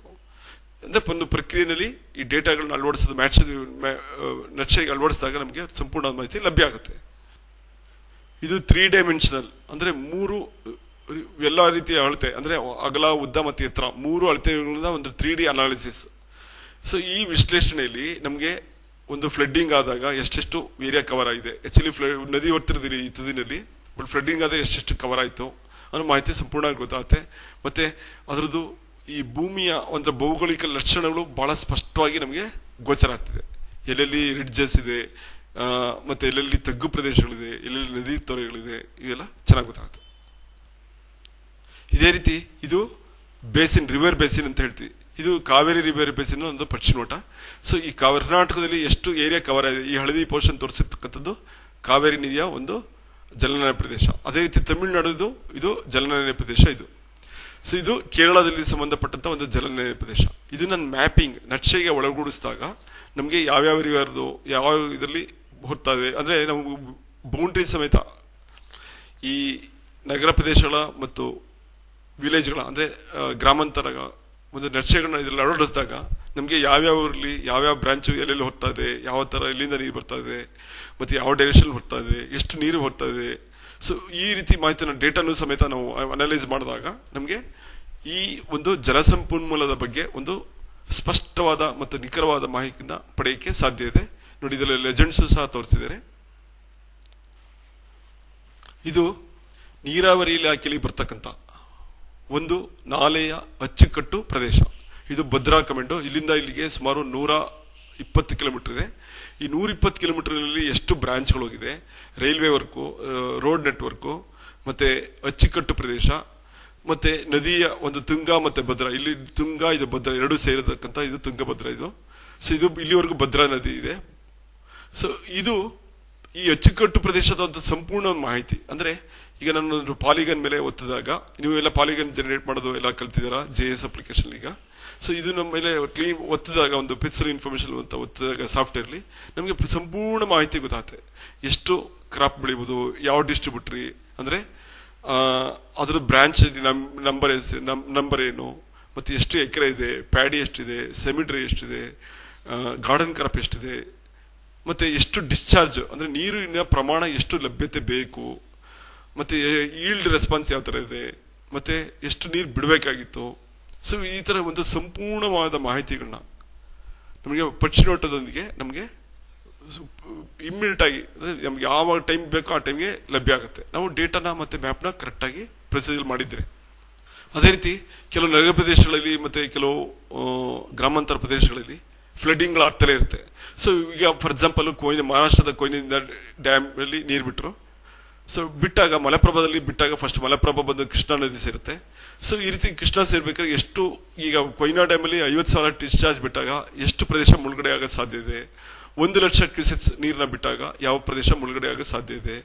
ಮತ್ತೆ 2 ಲಕ್ಷ ಬಿಟ್ಟಾಗ ಎಷ್ಟು ಮುಳುಗಡೆ ಆಗಕ್ಕೆ ಸಾಧ್ಯ ಇದೆ. ಈ ರೀತಿ ಒಂದು ಮ್ಯಾಪಿಂಗ್, ಫ್ಲಡ್ ಇನಿಂಡೇಷನ್ ಮ್ಯಾಪ್ ಅಂತ ಇರ್ತೀವಿ. ಅಂದ್ರೆ ಪ್ರವಾಹದಿಂದ ನದಿ ಮುಳುಗ್ತಕ್ಕಂಥ ಪ್ರದೇಶ ಎಷ್ಟೆಷ್ಟಿದೆ ಅನ್ನೋ ಒಂದು ವಿಚಾರನ ನಾವು ಇಲ್ಲಿ ಬಹಳ ಸ್ಪಷ್ಟವಾಗಿ ಮಾಡಬಹುದು. ಮತ್ತೆ ನಾವು ಸೂಕ್ತ ಕ್ರಮಗಳನ್ನ ತಗೋಬಹುದು. ಅಲ್ಲಿ ನದಿಯಿಂದ ಡಿಸ್ಚಾರ್ಜ್ ಬರ್ತಿದೆ ಅಂತಿದ್ದಂಗೆ ಇಲ್ಲಿ ಇಮ್ಮಿಡಿಯೇಟ್ ಆಗಿ ಇವ್ಯಾಕ್ಯುಯೇಟ್ ಮಾಡಿಸೋದಿರ್ಬೋದು, ಮತ್ತೆ ಡ್ಯಾಮೇಜಸ್ ಕಂಟ್ರೋಲ್ ಮಾಡೋದ್ರ ಬಗ್ಗೆ ಇರ್ಬೋದು, ಜನಗಳನ್ನ ರಕ್ಷಣೆ ಮಾಡೋ ಬಗ್ಗೆ ಇರ್ಬೋದು, ಇಮ್ಮಿಡಿಯೇಟ್ ಇವ್ಯಾಕ್ಯುಯೇಷನ್ ಪ್ರೊಸೀಜರ್ಗಳನ್ನ ಅಡಾಪ್ಟ್ ಮಾಡ್ಕೊಳ್ಳಿಕ್ಕೆ ಅನುಕೂಲ ಆಗುತ್ತೆ. ಅಂದ್ರೆ GIS ಮ್ಯಾಪಿಂಗು ಮತ್ತೆ ಡೇಟಾ ಎರಡೂ ನಮಗೆ ಜೊತೆಲಿ ಇದ್ಬಿಟ್ರೆ ನಮಗೆ ಸುಮಾರಷ್ಟು ಕೆಲಸಗಳನ್ನ ಮಾಡ್ಬೋದು. ಸೊ ಇದೇ ರೀತಿ ಫ್ಲಡ್ ಝೋನ್ ಮ್ಯಾಪ್ ಅಂದ್ರೆ ಬ್ರಹ್ಮಪುತ್ರದಲ್ಲಿ ಅವಾಗ ಫ್ರೀಕ್ವೆಂಟ್ ಫ್ಲಡ್ ಆಗ್ತಾ ಇರುತ್ತೆ. ಮತ್ತೆ ಈ ಕಡೆ ಗಂಗಾ ಬೇಸಿನ್ ಸ್ವಲ್ಪ ಫ್ಲಡ್ ಆಗ್ತಾ ಇರುತ್ತೆ. ಈ ಕಡೆ ಹಿರಾಕೂಡ್ ಡ್ಯಾಮ್ ಹತ್ರ ಸ್ವಲ್ಪ ಫ್ಲಡ್ಡಿಂಗ್ ಆಗ್ತಾ ಇರುತ್ತೆ. ಸೊ ಈ ಬಗ್ಗೆ ಒಂದು ಫ್ರೀಕ್ವೆಂಟ್ ಆಗಿ ಎಲ್ಲೆಲ್ಲಿ ಫ್ಲಡ್ ಆಗ್ತಿದೆ ಅನ್ನೋದು ಒಂದು ಝೋನಿಂಗ್ ಮ್ಯಾಪ್ ಅಂತ ಇರ್ತೀವಿ. ಈ ಝೋನಿಂಗ್ ಮ್ಯಾಪ್ನು ಸಹ ನಾವು ಮುಂಚಿತವಾಗಿ ಪ್ರಿಪೇರ್ ಮಾಡ್ಕೊಂಡ್ರೆ ನಮಗೆ ಮುಂಚಿತವಾಗಿ ನಾವು ಪ್ಲಾನ್ ಮಾಡ್ಕೊಳ್ಳಿಕ್ಕೆ ಅನುಕೂಲ ಆಗುತ್ತೆ. ಉದಾಹರಣೆಗೆ ಹುಡ್ ಸೈಫನ್ ಅಂತಂದ್ಬಿಟ್ಟು ಸೈಕ್ಲೋನ್ ಆಯ್ತು. ಈ ಸೈಕ್ಲೋನು ಈಸ್ಟ್ ಕೋಸ್ಟ್ಗೆ ಬಂದಾಗ ಅಲ್ಲಿ ಎಷ್ಟು ಮಟ್ಟಿಗೆ ಯಾವ ಏರಿಯಾದಲ್ಲಿ ಇನ್ಫ್ಲೂಯೆನ್ಸ್ ಆಯ್ತು, ಅದ್ರ ಪ್ರಭಾವನ ಬೀರ್ತು ಅನ್ನೋದು ಒಳ್ಳೆ ಸ್ಪಷ್ಟವಾದ ಮಾಹಿತಿ ಗೊತ್ತಾಯ್ತು. ಯಾಕಂದ್ರೆ ಇಲ್ಲಿ ಕೋಸ್ಟಲ್ ಏರಿಯಾದಲ್ಲಿ ಫಸ್ಟ್ ಬಂದಾಗ ಇಂಟೆನ್ಸಿಟಿ ಯಾವ ತರ ಹೊರ್ತಾ ಜಾಸ್ತಿ ಆಯ್ತು ಮತ್ತೆ ಕಡಿಮೆ ಆಗಿದ್ದು, ಮತ್ತೆ ಯಾವ ಪ್ರದೇಶಕ್ಕೆ ಎಫೆಕ್ಟ್ ಆಯ್ತು, ಇದ್ರ ಬಗ್ಗೆ ಒಂದು ಮ್ಯಾಪಿಂಗ್ ಮಾಡಿರ್ತಕ್ಕಂಥದ್ದು. ಸೊ ಇದರಿಂದ ನಮಗೆ ಮುಂಚಿತವಾಗಿ ನಾವು ಒಂದು ಯೋಜನೆಯನ್ನ ಸಿದ್ಧಪಡಿಸ್ಕೊಳ್ಳಿಕ್ಕೆ ಅನುಕೂಲ ಆಗುತ್ತೆ. ಇದೇ ರೀತಿ ಎಲ್ಲೆಲ್ಲಿ ಅರ್ಥಕ್ವಿಕ್ ಅಂದ್ರೆ ಭೂಕಂಪಗಳ ಸಾಧ್ಯತೆ ಎಲ್ಲೆಲ್ಲಿ ಜಾಸ್ತಿ ಇದೆ ಅದನ್ನ ಮ್ಯಾಪ್ ನ ತೋರಿಸತಕ್ಕಂಥ ಒಂದು ನಕ್ಷೆ. ಒಂದು ಸಿವಿಯರ್ ಇರ್ಬೋದು, ಒಂದು ಮಾಡರೇಟ್ ಕಂಡೀಷನ್ ಇರ್ಬೋದು, ಒಂದು ಲೋ ಡ್ಯಾಮೇಜ್ ಇರ್ಬೋದು, ಅಂದ್ರೆ ರಿಸ್ಕ್ ಎಷ್ಟು ಕಡಿಮೆ ಇರುತ್ತೆ ಅನ್ನೋದು ಬಹಳ ಮುಖ್ಯ. ಸೊ ಈ ಮ್ಯಾಪಿಂಗ್ ನ ನಾವು ಅದ್ರ ತಕ್ಕಂಗೆ ಮನೆಗಳು ಕಟ್ಟೋದಿರ್ಬೋದು, ಸ್ಟ್ರಕ್ಚರ್ ಕಂಟ್ರೋಲ್ ಇರ್ಬೋದು, ಜನಗಳನ್ನ ಇದು ಮಾಡುವಂಥದ್ದು, ಮತ್ತೆ ರೂಲ್ಸ್ ರೆಗ್ಯುಲೇಷನ್ಸ್ ಬೇರೆ ಇದು ಮಾಡುವಂಥದ್ದು. ಸೊ ಇವನ್ನೆಲ್ಲ ನಾವು ಒಂದು ಯೋಜನೆಗಳನ್ನ ಸಿದ್ಧಪಡಿಸೋಕೆ ಈ ಮ್ಯಾಪ್ ತುಂಬಾ ಅನುಕೂಲ ಆಗುತ್ತೆ. ಇದೇ ರೀತಿ ಒಂದು ಫಾರೆಸ್ಟ್ ಏರಿಯಾನ ನಮ್ಮ GIS ಮತ್ತೆ GPS ನೊಂದಿಗೆ ನಮ್ಮ ಅಪ್ಲಿಕೇಶನ್ ಹಾಕೊಂಡಾಗ ನಮಗೆ ಗೊತ್ತಾಗುತ್ತೆ ಎಲ್ಲಿ ನದಿಗಳು ಕೋರ್ಸಿರ್ಬೋದು, ಎಲ್ಲಿ ಫಾರೆಸ್ಟ್ ಅಲ್ಲಿ ಯಾವ್ಯಾವ ಒಂದು ಮರಗಳು ಸಿಗುತ್ತೆ. ಸೊ ಯಾವ್ಯಾವ ಮರಗಳು ಒಂದು ಸಂಪನ್ಮೂಲ ನಮ್ಮಲ್ಲಿ ಇದೆ ಅನ್ನೋದು ಒಂದು ಬಹಳ ಸ್ಪಷ್ಟವಾಗಿ ಗೋಚರ ಆಗುತ್ತೆ. ಇದು ಈಶಾನ್ಯ ಭಾರತದ ಒಂದು ಫಾರೆಸ್ಟ್, ಅದು ಬ್ರಹ್ಮಪುತ್ರ ನದಿ. ಇದು ಆ ಬ್ರಹ್ಮಪುತ್ರದ ಅಕ್ಕಪಕ್ಕದಲ್ಲಿ ಯಾವ ರೀತಿ ಫಾರೆಸ್ಟ್, ಯಾವಷ್ಟು ಥಿಕ್ನೆಸ್ ಇದೆ, ಇದ್ರ ಬಗ್ಗೆ ಮಾಹಿತಿಗಳು ಸಂಪೂರ್ಣವಾಗಿ ನಿಮಗೆ ನಕ್ಷೆಯಲ್ಲಿ ಲಭ್ಯ ಇದೆ. ಸೊ ಈ ಮಾಹಿತಿನ ನಾವು ಇಟ್ಕೊಂಡ್ರೆ ನಾವು ಮಾನಿಟರ್ ಮಾಡಕ್ಕೆ, ಮ್ಯಾನೇಜ್ ಮಾಡಕ್ಕೆ, ನಿರ್ವಹಣೆ ಮಾಡಕ್ಕೆ ತುಂಬಾ ಸುಲಭ ಆಗುತ್ತೆ. ನಮಗೆ ಈ ರಿಯಲ್ ಟೈಮ್ ಇನ್ಫಾರ್ಮೇಶನ್ ಅಂದ್ರೆ ಇಮ್ಮಿಡಿಯೇಟ್ ತಕ್ಷಣ ಗೊತ್ತಾಗಬೇಕು, ಏನ್ ಆಗ್ತೀನಿ ಅಂತ ತಕ್ಷಣ ಮಾಹಿತಿ ಹೋಗ್ಬೇಕು. ರಿಯಲ್ ಟೈಮ್ ಫ್ಲಡ್ ಇನ್ಫಾರ್ಮೇಶನ್ ಅಥವಾ ಫೋರ್ಕಾಸ್ಟಿಂಗ್ ಸಿಸ್ಟಮ್ ಅಂತ ಹೇಳ್ತೀವಿ. ಸೊ ಇದರಲ್ಲಿ ಏನಪ್ಪಾ ಅಂದ್ರೆ ನಮಗೆ ಯಾವಾಗ ಫ್ಲಡ್ ಎಲ್ಲಿ ಬರ್ತಾ ಇದೆ, ಎಲ್ಲಿ ಎಂಟ್ರಿ ಆಗ್ತಾ ಇದೆ, ಎಷ್ಟು ವೆಲಾಸಿಟಿ ಇದೆ, ಯಾವ್ಯಾವ ಎಚ್ಚರಿಕೆ ತಗೋಬೇಕು ಅನ್ನೋದ ನಾವು ಡೌನ್ ಸ್ಟ್ರೀಮ್ ಅಂದ್ರೆ ಕೆಳ ಹಂತದ ಭಾಗಗಳಿಗೆ ಇನ್ಫಾರ್ಮೇಶನ್ ಕೊಡ್ತಾ ಇರ್ತೀವಿ. ಈ ಮಾಹಿತಿ ನಮಗೆ ಸ್ಪಷ್ಟವಾಗಿ ಗೋಚರ ಆಗ್ತಾ ಹೋಗುತ್ತೆ. ಸೊ ಇದು ನಾವು ಮ್ಯಾಪಿಂಗ್ ಮಾಡ್ಕೊಂಡಿದ್ರೆ ಇವೆಲ್ಲ ಮಾಡೋದು ಸುಲಭ ಆಗ್ತದೆ. ಮ್ಯಾಪಿಂಗ್ ಇಲ್ದವರೆ ಇದೆಲ್ಲ ಮಾಡೋದು, ಇನ್ಫಾರ್ಮೇಶನ್ ಗ್ಯಾದರ್ ಮಾಡೋದು ಮತ್ತೆ ಈ ಪ್ರೋಸೆಸ್ ಎಲ್ಲ ಮಾಡಿಸೋದು ಕಷ್ಟ ಆಗುತ್ತೆ. ಸೊ ಹಾಗಾಗಿ ರಿಯಲ್ ಟೈಮ್ ಆಪರೇಷನ್ ಅಲ್ಲಿ ನಮಗೆ ಇಮ್ಮಿಡಿಯೇಟ್ ಆಗಿ ಕ್ಷಣ ಮಾಹಿತಿಗಳನ್ನ ನಾವು ರವಾನಿಸ್ತಾ ಇರ್ಬೋದು, ಮತ್ತೆ ಎಚ್ಚರಿಕೆಗಳನ್ನ ವಹಿಸುವಂತದ್ದು ಏನೇನಿದೆ ಅದನ್ನ ಕ್ರಮ ತಗೊಂತಾ ಇರ್ಬೋದು. ಅದೇ ರೀತಿ WebGIS ಅಪ್ಲಿಕೇಶನ್ ಮೂಲಕ ನಮಗೆ ಸಾಕಷ್ಟು ಎಲ್ಲೆಲ್ಲಿ ವೆದರ್ ಫೋರ್ಕಾಸ್ಟಿಂಗ್ ಅಲ್ಲಿ ನಮಗೆ ಎಲ್ಲೆಲ್ಲಿ ಒಂದು ಕ್ಲೌಡ್ ಫಾರ್ಮೇಶನ್ ತಿಕ್ಕ ಇದೆ, ಎಲ್ಲೆಲ್ಲಿ ಮಳೆ ಬರೋ ಸಾಧ್ಯತೆ ಇದೆ, ಮತ್ತೆ ಇದು ಅಷ್ಟೇ ಒಂದು GIS ಮ್ಯಾಪಿಂಗ್ ಇದ್ರೆ ಒಳ್ಳೇದು. ನೋಡಿ, ಈ ಸ್ಯಾಟಲೈಟ್ ಇಮೇಜ್ ಮೇಲೆ ಒಂದು ಮ್ಯಾಪಿಂಗ್ ಡಿಜಿಟೈಸ್ ಮಾಡಿ ಕೂರಿಸಿರ್ತಕ್ಕಂಥ ಒಂದು ಮ್ಯಾಪ್ ಇದು. ಸೊ ನಮ್ಗೆ ಇಂಥ ಪ್ರದೇಶದಲ್ಲಿ ಮಳೆ ಆಗೋ ಸಾಧ್ಯತೆ ಇದೆ ಅಂತ ಹೇಳ್ಬೋದು. ಅದೇ ರೀತಿ ನಮ್ಮ ಇಂಡಿಯನ್ ಮೆಟ್ರಾಲಜಿಕಲ್ ಡಿಪಾರ್ಟ್ಮೆಂಟ್ ಭಾರತೀಯ ಹವಾಮಾನ ಇಲಾಖೆಯಲ್ಲೂ ಸಹ ಈ ವೆಬ್ಸೈಟ್ ನ ಡೆವಲಪ್ ಮಾಡಿದ್ದಾರೆ.